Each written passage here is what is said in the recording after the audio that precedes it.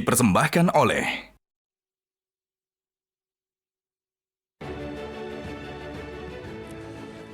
Temu lagi di Hot Room. Pemirsa, Anda sudah perhatikan setiap saya debat berkat white coffee, kopi luwak ini, saraf gua selalu sensitif dan selalu siap untuk berdebat mengalahkan para narsum ini. Inilah khasiat dari white coffee, kopi luwak. Mantap banget. Pak Asmi, ahli hukum pidana. November itu apakah November kelabu atau November kegembiraan atau apa? Coba mapping dulu kejadian terkait kasus KPK ini selama bulan November. Ya, Pak Hotman, menurut catatan saya, pada tanggal 14 November, Pak Firly ini sempat mengabarkan bahwa Pak Karyoto terlibat dalam perkara tersebut, 14 November, dan menandatangani... Kapolda maksudnya? Ya, Pak Kapolda, dan menandatangani untuk perintah tangkap Harun Masiku, ya. Tanggal 14 November. Ternyata tanggal 20 November Pak Firly diperiksa di Polda, di Mabes Polri. Oke. Tanggal 22 November beliau ditersangkakan. Artinya apa ini semua? Tanggal 24 November Prapit. Kita lihat nih tahapannya. Dan 28 November Pak Alex Marwata itu di YouTube KPK 28 November melakukan satu statement lagi bahwa Pak Karyoto terlibat dalam kasus Kementan. Ya. Jadi ada arti perang ini di bulan November ini luar biasa durasinya. Ya. Jadi memang perang-perangan, persiapan Prapit dan segala macam sepertinya sudah dipersiapkan, dan Pak Firly memang menyiapkan amunisi yang kuat. Dan Firly sepertinya tidak bertindak sendiri. Tidak bertindak sendiri karena nampak siapa yang merespon. Teman-teman khususnya komisioner KPK itu siapa? Bahwa ini ada sesuatu. Khususnya Pak Alex Marwata ini tampaknya selalu muncul. Dalam kasus-kasus sebelumnya juga Pak Alex selalu seperti yang tadi dibilang. Di pihak siapa dia? Di pihak Pak Firly Bahuri. Oke, Pak Yusuf Sahidi, Anda itu kan Direktur Eksekutif KPK Watch.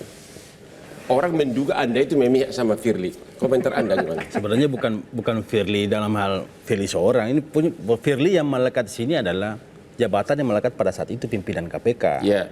Jadi bukan kami berpihak kepada Firly seorang pribadi, bukan. Yang melekat posisinya pada saat itu sebagai pimpinan KPK. Oke, jadi pandangan Anda sekarang semua kejadian yang diuraikan oleh Pak Asmi itu udah benar. Yang itu semua benar bahwa memang itu objektifnya begitu pandangan dia. Kalau kita lihat sekarang ya dengan kondisi kegaduhan begini, ya realitasnya memang saling sangat tidak elok lah kalau saling membongkar aib. Ya. Artinya Firly mencoba menuduh Kapolda Metro, ya kan? Kemudian Firly dibela oleh Pak Alex Marwata, bukan? Betul. Itu gimana itu? Ya mereka lebih tahu karena posisi pendapat Anda gimana kan KPK Watch. Iya. Apa hasil watch Anda? Sekira mereka lebih tahu karena namanya Pak Karyoto zaman itu kan penindakan. Oke. Pernyataan Pak Alex mengatakan bahwa ada pengendapan perkara yang kasus Mentan dari tahun 2020. Seolah-olah Kapolda waktu menjadi di KPK seolah-olah ikut mengendapkan gitu. Kenyataannya kan begitu, bukan dalam hal pengendam tanda kutip dalam negatif ya, tapi kenyataan bahwa perkara masuk di Dumas itu kan agak lambat ditindaklanjuti.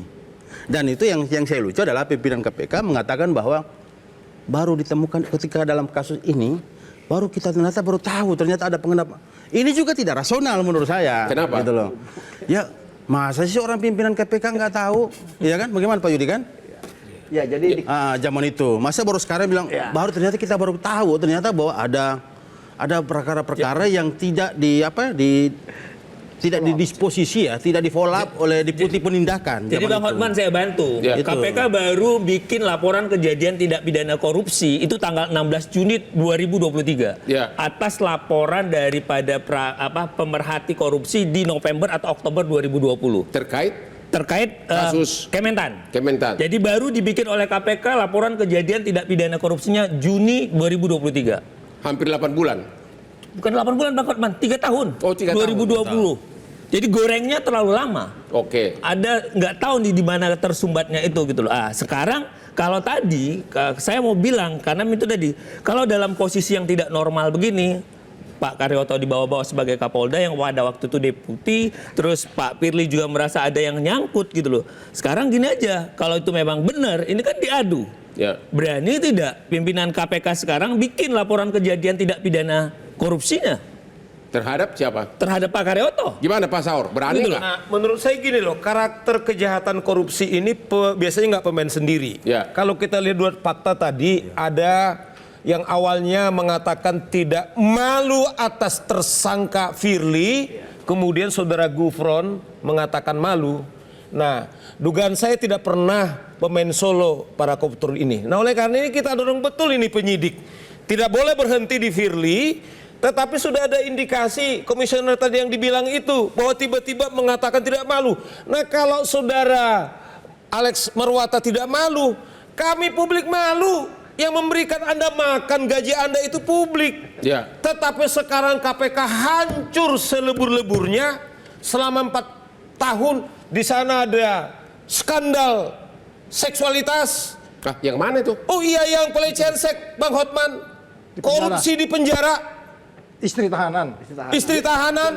Aku lebih tertarik soal itu. Apa? Coba. Iya. Apa yang Jadi terjadi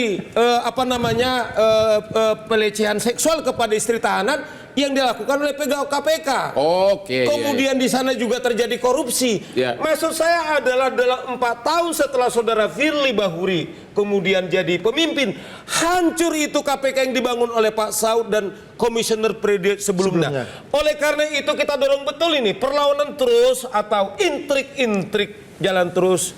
Penyidik Polda Metro Jaya harus mengusut tuntas siapapun terlibat. Ini sudah ada petunjuk ini dalam pasal, dalam bukti di KUHP. Salah satu adalah petunjuk. Mengapa misalnya Alex Marwata kemarin tidak malu? Mengapa Gufron malu? Seperti Bang Hotman, bukan sekedar juru bicara. Menurut saya dia sudah pembela. Kalau ini lama-lama dibiarkan, KPK sudah hancur. Apakah masih punya moral meminta anak-anak ini supaya jujur sebagai seorang jurnalis? Apakah Bang Hotman sebagai praktisi hukum masihkah kita punya moral supaya tidak korupsi dengan kondisi sekarang terjadi di KPK, tsunami di KPK? Oleh karena itu saya kira tidak boleh bermain teman-teman penyidik di Polda Metro atau di Mabes Polri.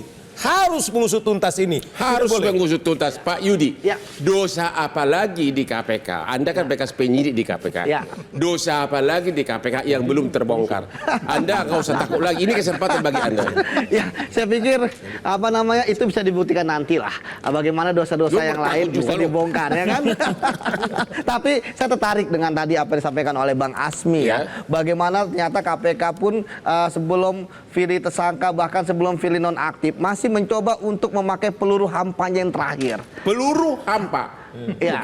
Menarik itu, peluru hampa. Dengan misalnya menyerang Pak Karyoto gitu kan. Saya pikir KPK itu sistem yang berjalan. Ya. Bisa dimonitoring, ada ANEF. Ya, semua jelas ada register perkara. Ya, dari ujung sampai nanti dia ingkrah sampai kemudian eksekusi. Ya, jadi ketika misalnya pimpinan mengatakan bahwa ini macet sebagainya, kok nyalain anak buah? Justru menunjukkan ada kebobrokan di pimpinan KPK sehingga bisa macet seperti itu gitu kan. Justru ketika macet tersebut harusnya curiga dong kenapa macet. Dan kemudian berujung pimpinan KPK yaitu ketuanya jadi tersangka. Kemudian juga yang menarik adalah bahwa pasca ya Pak Firly dinonaktifkan, ada kepres dari Presiden Jokowi gitu ya. Angin berubah dong 180 derajat. Yaitu yang kemarin katanya mau dengan gagahnya akan memberi bantuan hukum kepada Pak Firly, batal. Ya kan? Pada takut semua ya? Pada takut semua. Kemudian aksesnya Pak Firly ya itu dicabut tuh. Artinya apa? Ini luar biasa, dia nonaktif loh. Nonaktif kan artinya hanyalah pekerjaannya. Artinya Pak Firly harusnya tetap harus ke kantor. Berarti pimpinan KPK yang lain mengikuti arus gitu? Akhirnya mengikuti arus. Nah, saya ngelihat harusnya Pak Firly itu tetap datang ke kantor. Minimal setor muka walaupun nggak ngapa-ngapain. Gitu kan. Kenapa? Dia masih terima gaji loh dari negara, dari uang rakyat. Ya, walaupun tapi aksesnya udah dicabut ya? Ya, walaupun dicabut ya, dia bisa di bawah, di lantai yang umum. Kan dia bisa dipakai sebagai tamu. Jadi dia di perpustakaan aja, habis itu jam 5 dia pulang.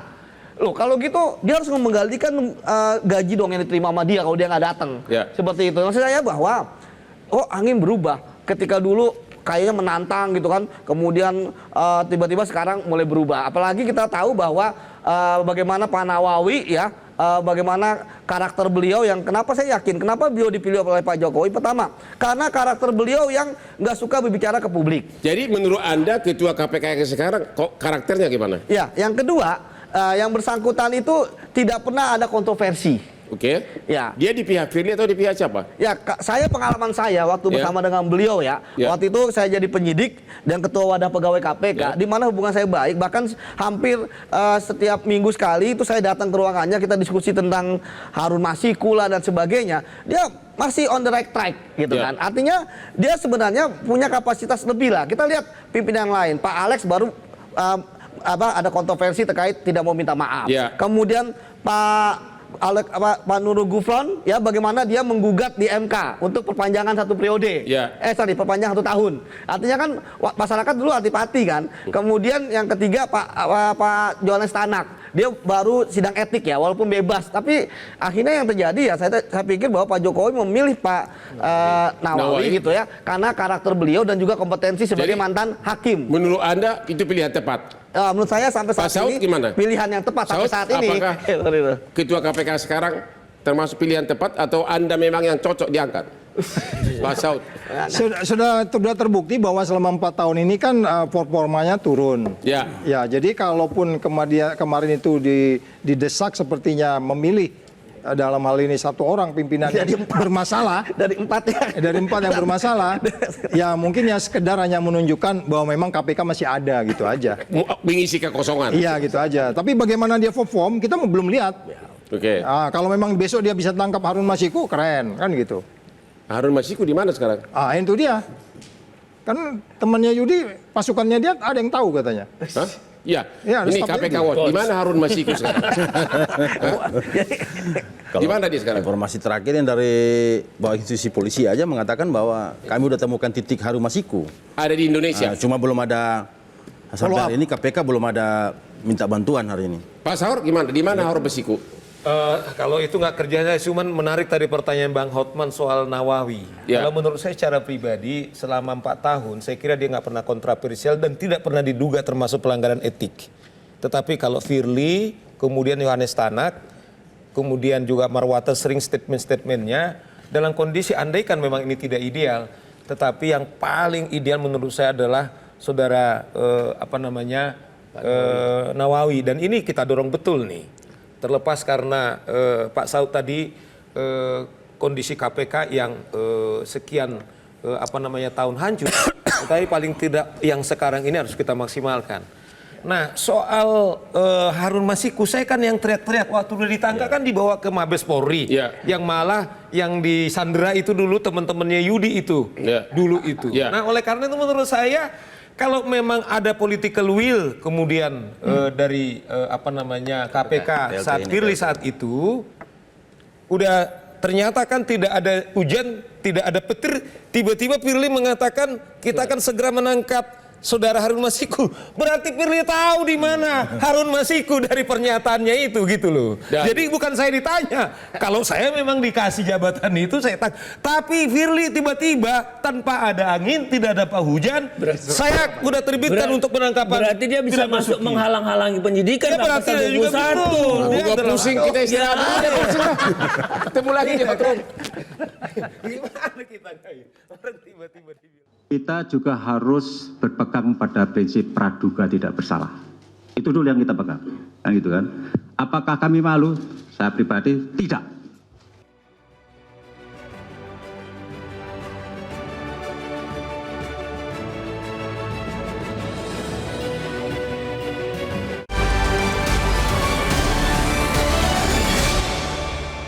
Jelajahi cara baru mendapatkan informasi. Download Metro TV Extend sekarang.